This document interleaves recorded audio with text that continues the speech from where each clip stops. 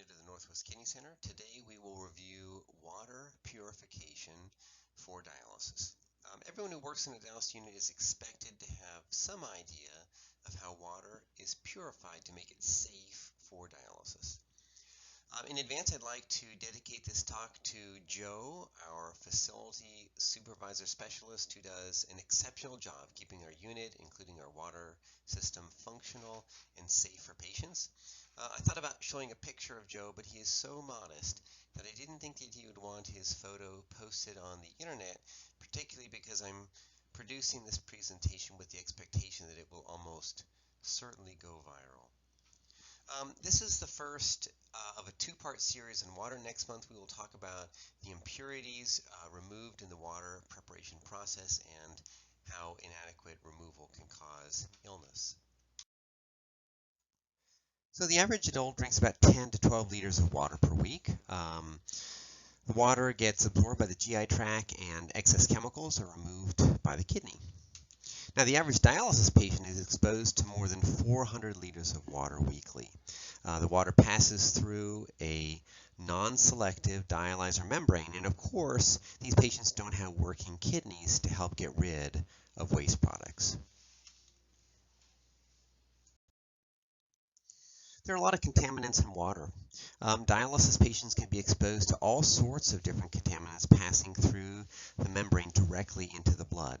These can include particulate matter such as clay, iron, sand, chalk, silica, etc., chemicals, aluminum, calcium, magnesium, fluoride, fertilizers, pesticides, oils, and finally all sorts of different forms of microbiology, bacteria, endotoxins, fungi, viruses, and spores. Because of this, water for dialysis must be purified of these contaminants prior to being used as dialysate. A typical water treatment system in a dialysis unit consists of three distinct parts: a pre-treatment section, a primary treatment section, specifically the reverse osmosis unit, and then finally a distribution system. We will talk about each section in turn.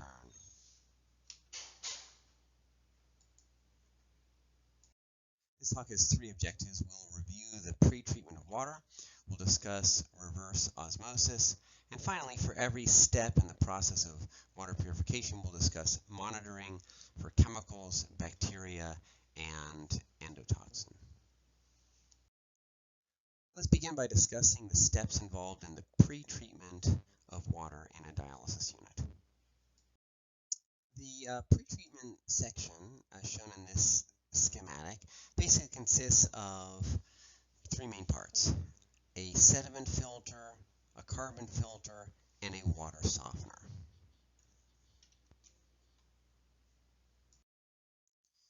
When city water enters a dialysis unit, it contains many impurities that render it unsafe for dialysis. This water is treated by an initial series of steps called pre-treatment before it actually goes through the main treatment, which is called reverse osmosis. Pre-treatment steps include the passage of water through something called a depth filter, also known as a bed filter or a sediment filter or a multimedia filter, whose purpose is to remove coarse particulate matter such as dust or sand. Then we pass it through carbon tanks to remove chlorine and monochloramine. And finally, we pass it through a water softener tank, whose purpose is to remove calcium and magnesium. This is particularly important in areas where the calcium-magnesium content of water is high, causing so-called hard water. Step one involves passage of the water through a sediment filter, again, whose purpose is to remove particulate matter, such as dust and sand. The first step in the pre-treatment process is passage of water through a filter to remove large particulates which could clog subsequent filters, such as the carbon tanks and the water softeners or the reverse osmosis membrane. We used to use something called a multimedia filter. This is a big tank filled with different size layers of gravel, each one finer than the one before, to trap smaller and smaller particles. And when it gets saturated, we backwash the tank to clean the filter. And the pressure is monitored regularly to indicate if the filter is getting plugged.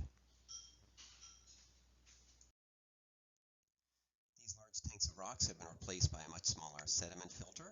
Again, its purpose is to remove particles from the water, sand, silt, and dirt, and protect downstream water equipment. The filters are changed on an as-needed basis, maybe every month or so, depending on pre- and post-filter pressure. So if the difference is more than 10, we replace a filter. The second step in the pre-treatment of water is passage through a carbon filter. Carbon filters are designed to remove chlorine and chloramines from the municipal water. So these are added to the city water supply to inhibit bacterial growth. Why are they a problem for dialysis? Well, first, they degrade the reverse osmosis membrane. Second, and more importantly, they can cause red blood cells in dialysis patients to essentially explode in a process called hemolysis.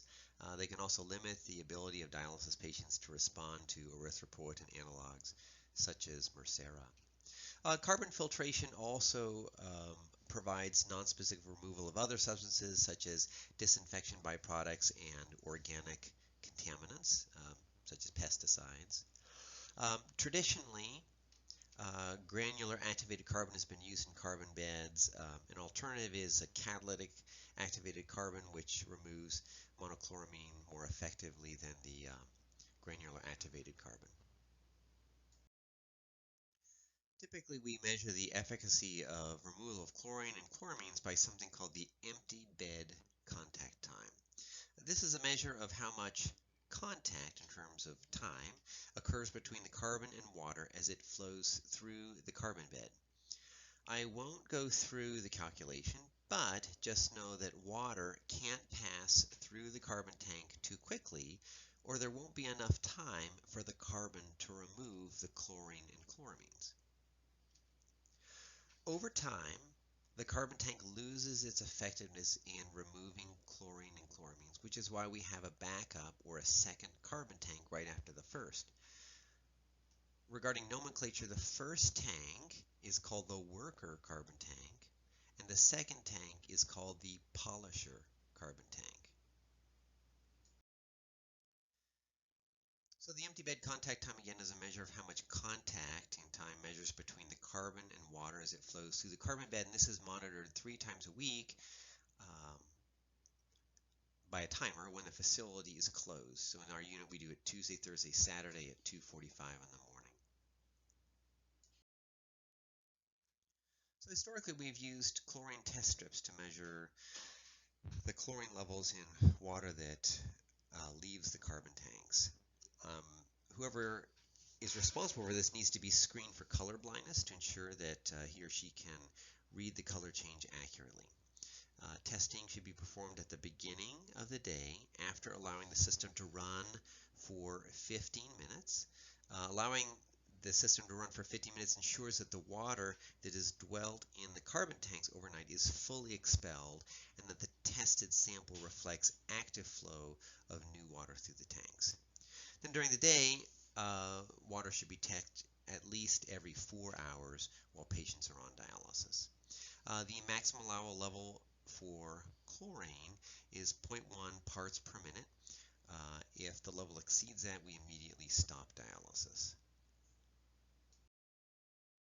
These days we use an inline monitor called a Hach meter that allows for continuous monitoring of chlorine levels. This is very convenient, and it also enhances the safety of patient care because of the potential to detect chlorine in the water earlier than if it is just checked every 4 hours during the day. If chlorine is detected after the first carbon tank, the first bed should be discarded and the second bed moved into the first position and then a new bed installed in the second position. But when breakthrough is detected in setups with permanent carbon beds, it's often simpler just to replace the carbon in both beds. We also monitor for excessive pressure loss across the filter, which can be caused, for example, by compaction of the carbon or inadequate backwashing. Every morning at the start of each operating day, we monitor the inline pre- and post-carbon filter pressure gauge readings to make sure that the change in pressure is not greater than 15. The next step in the water purification process is passage through a water softener. The water softener is a form of deionizer in which calcium and magnesium ions are exchanged for sodium ions. Softeners are used in locations where the water supply is hard due to high levels of calcium and magnesium. It's true that reverse osmosis also can sufficiently remove calcium and magnesium from the water, but the use of a water softener before the reverse osmosis unit protects the oral membrane from getting fouled up by calcium and magnesium salts. The fouling of the reverse osmosis membrane basically can lead to a reduction in its permeate flow and life expectancy. So this is important for extending the life of the RO membrane. Water softeners can be placed either before or after the carbon beds. Placing the softener before the carbon beds can help impede microbial growth in the carbon beds and decrease the bacterial bioburden that's delivered to the reverse osmosis unit. Placement of the softener after the carbon beds can help protect the softener rosin from degradation by chlorine or monochloramines in the incoming water. In our unit, the water softener is located after the carbon beds. So water softeners have a finite capacity to remove calcium and magnesium, and so they had to be regularly regenerated in order to continue working. So these the rosin in the water softeners basically have these binding sites for cations, so positively charged ions, including sodium, calcium, and magnesium. And so when the binding sites are saturated with calcium and magnesium, what you do is you expose the rosin to a really strong brine solution, so really, really, really salty water. And then all the sodium displaces or kicks the calcium and magnesium off of these binding sites, and you can flush them down the drain. This is performed using timers, of course, when the dialysis unit is closed. So in our unit on Mondays and Fridays at 1:45 in the morning. Of course, we have to monitor that the water softener is doing its job. That is, that it is effectively removing calcium and magnesium ions. And we monitor its effectiveness by measuring the water hardness in grains per gallon or parts per million at the end of every day. So its acceptable is less than 1 grain per gallon or 17 parts per million. And every morning we have to check the brine tank to make sure that there's adequate quantity of salt in its sodium chloride. You have to make sure that the salt pellets are above the water level and that there are no salt bridges. Additionally, we also monitor the pressure across the water softener. So there's an inline pre and post pressure gauge, and if there's a difference in pressure of more than 10 in the absence of a change of flow rate, it can indicate a problem with the rosin bed.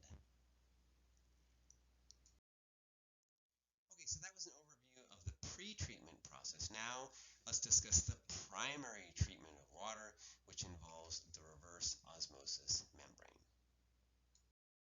So this schematic shows the location of the reverse osmosis membrane relative to the other components of the water treatment system, so the pre-filter, the carbon filter, and the water softener. These precede the primary treatment, which is a reverse osmosis unit. To understand reverse osmosis, you have to know what osmosis is. Osmosis is the movement of water particles from an area of low concentration to high concentration. Reverse osmosis is the opposite. We're actually forcing water away from a concentrated solution so that at the end of the process, we have a pure water solution with almost no particles in it. We'll talk momentarily about how this is accomplished. Reverse osmosis is used as a primary treatment process in 98% of the water treatment systems in the United States. Has lots of advantages, relatively low operating costs, essentially unlimited capacity for contaminant removal, the ability to effectively remove a wide range of both inorganic and organic contaminants. It removes metal ions, salts, inorganic and organic chemicals, bacteria, endotoxins, and viruses. So how does reverse osmosis work? Well, basically it reduces contaminant levels by applying pressure to force a portion of the feed water across a semi-permeable membrane that has teeny little holes in it, big enough for water molecules, but barely big enough for anything else. And the remaining feed water that doesn't go across the membrane carries the concentrated contaminants to the drain. So reverse osmosis is usually operated using a two-stage system. So you've got two reverse osmosis modules in series, so right next to each other, with the permeate from the first module serving as the feed water for the second RO membrane. And when used in series like this, you can achieve an efficiency of 90% or more. Efficiency refers to the ability to get rid of contaminants. It also provides redundancy, which is really important in case one of your RO membranes fail. If there's a 10% increase in pressure difference between the feed side and the product side of the membrane, you should clean the membranes. And if cleaning fails to restore the performance, then you have to replace the RO membrane. As with every step of the water purification process, we monitor by taking samples from various points to ensure that it's cleaning the blood well. Specifically, we measure something called conductivity as well as flow rate on a continuous basis, and we use that to calculate something called solute rejection. In other words, the percentage of solute that we are rejecting from the water that comes out at the end. There's a formula for it that you don't really need to know, but the upshot is that we should be rejecting most of the solute from the water. We should be removing it from the water efficiently. There's no magic number that's desirable for percent rejection, but if there's a change in the percent rejection where it starts to fall, then we have to think about something maybe is fouling up the reverse osmosis membrane, and it might need to be replaced. There's an alternative to the reverse osmosis membrane called a deionizer. We don't use this in our unit anymore. Basically, it's an alternative to the RO membrane. It's a process by which ion exchange rosins, kind of like in the water softener, are used to remove ionic contaminants from water. So there are tanks that contain these synthetic rosins, again, similar to those in water softeners, and they're designed to remove virtually all ionic material. There are cation exchange rosins that release hydrogen ions in exchange for calcium, magnesium, and sodium, and then there are anion exchange rosins that release bicarbonate in exchange for other contaminants like chloride, sulfate, nitrates, bicarbonate. Deionizers are not good for removing organics, and they can become breeding grounds for bacteria. And as with water softeners, they require regeneration of the rosin.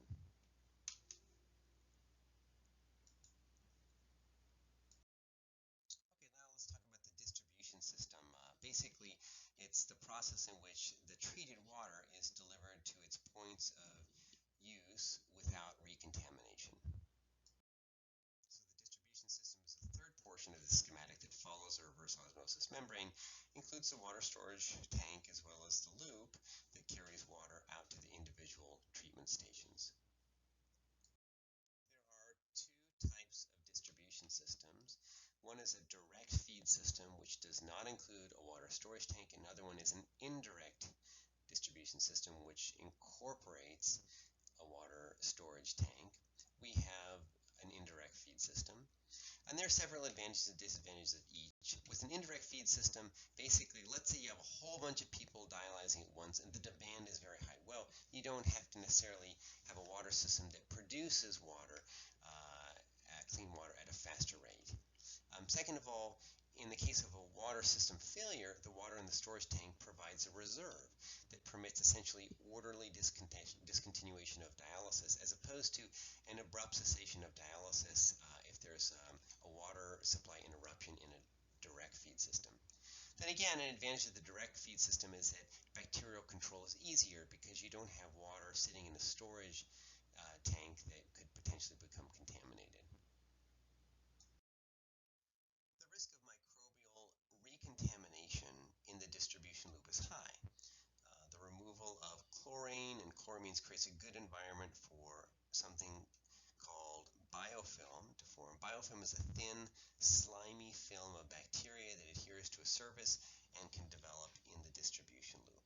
It's difficult to remove, and it can lead to the continuous dispersal of cells, enabling it to spread and colonize new services. You know you have a biofilm if you have difficult to control levels of bacteria and endotoxin. Disinfection can be performed using either chemicals or hot or ozonated water. Chemical disinfection is performed with sodium hypochlorite or bleach with a mixture of peracetic acid and hydrogen peroxide. These agents are compatible with the PVC tubing that is commonly used in the manufacture of distribution loops. But you have to make sure you get all the chemical out, because if you have any residue in the chemical, that can potentially get flushed into the patients. So we prefer to use either ozonated or hot water over chemical disinfectants. This can be performed daily or weekly, provided that the tubing is compatible with them. And they're great because they don't leave any chemical residues, or if they do, it's a residue with a short half-life. So in our unit, we're fortunate enough to have something called the Aquabos. It's a reverse osmosis membrane plus a heat disinfection system. It's available either as a single or a double-stage reverse osmosis device. It includes total heat disinfection system without the need for chemicals or a hot water storage tank. It allows for high water recovery rates, which is great. And impulse backwashing does a good job cleaning and preserving the long life of the reverse osmosis membrane. As with all components of the water purification system, we regularly monitor the distribution system for chemicals, bacteria, and endotoxins. Levels of microbial contaminants are monitored regularly, but the monitoring may vary depending on levels, but it should at least take place monthly, and sometimes more often than that, as often as weekly if we suspect contamination. Each dialysis station and loop should be sampled at least once annually, with at least 2 dialysis machines sampled every month. Samples for microbial testing are drawn from sample ports in the dialysis water distribution system.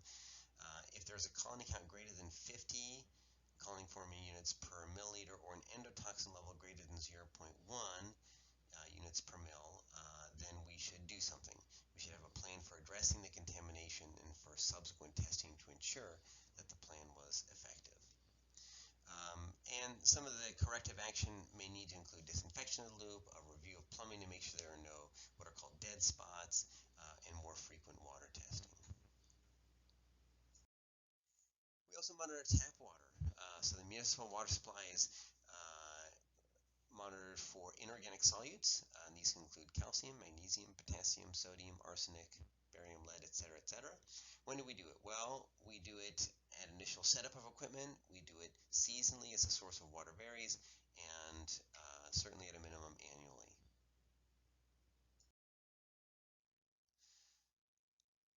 In summary, the water distribution system consists of a pretreatment, primary treatment, and distribution system. Principal components of the water treatment system include the sediment filter, carbon tanks, water softener, and reverse osmosis membrane.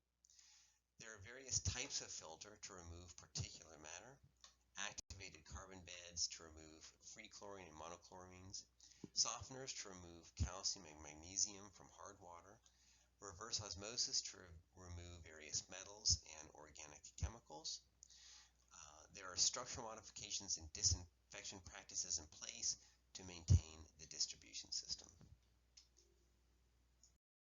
Thank you so much for listening. It's now time for our monthly quiz. Question number 1, chlorine level in the filtered water must be below what limit in order for dialysis to safely proceed?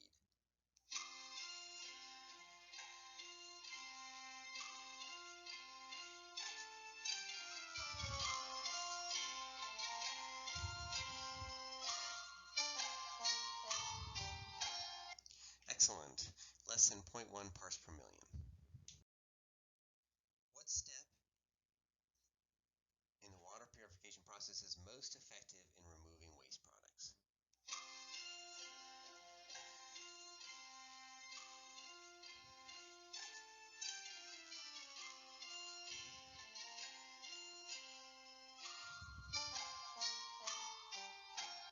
Excellent. The reverse osmosis membrane. What step of the water purification dose of the calcium and magnesium ions.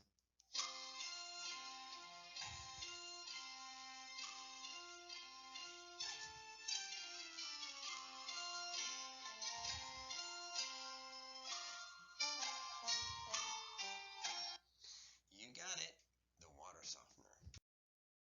How does the Aquabot disinfect the RO membrane and loop?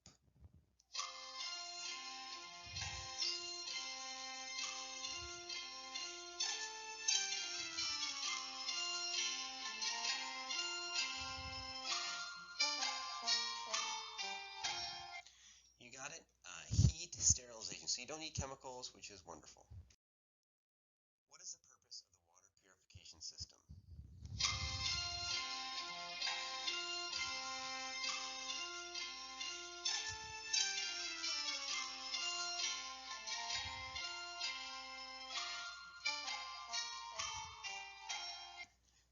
Excellent. To remove chemicals, bacteria, and endotoxins from the water that is used to make dialysate.